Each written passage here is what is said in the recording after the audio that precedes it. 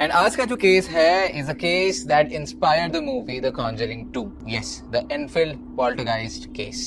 अगस्त 30, 1977 में उन्होंने नोटिस करा कि घर में कुछ ऐसी ऐसी चीजें होना शुरू हो चुकी हैं जो कि पहले नहीं होती थी. फर्नीचर अपने आप मूव होना चालू हो गए और एक ड्रॉर था जो कि अपने आप one corner of the room से स्लाइड होके दूसरे कॉर्नर में चला गया. Like an invisible force is making those things happen. इतने सीरीज ऑफ एक्टिविटीज होने चालू हो गए थे in their houses that Peggy had no option but to call the police. And जब पुलिस ऑफिसर्स भी आके पहुंचे और उनके साथ भी चीजें ऐसी ऐसी हुई that kind of baffled the entire London police force. चीजें इतनी बिजार थी कि जो पुलिस ऑफिसर आई थी she wrote and signed a written statement telling कि जो उन्होंने देखा अपनी आंखों से देखा है.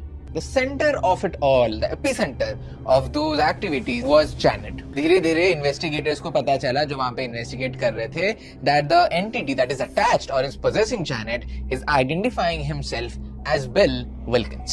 कुछ दिनों में ऐसे हो रहे थे कि Janet was seen कि उसको हवा में कोई उड़ा रहा है, हवा में कोई उछाल रहा है, एक रूम से दूसरे रूम को फेंक रहा है. और जब स्केप्टिसिज्म बढ़ते गया और जब Janet को क्रॉस क्वेश्चन किया गया बार बार तो Janet ने भी फाइनली एक्सेप्ट करा that she might be faking few of that. While Conjuring 2 portrays Ed and Lauren Warren as the central figures in the Enfield poltergeist investigation, their actual involvement was brief and highly contested.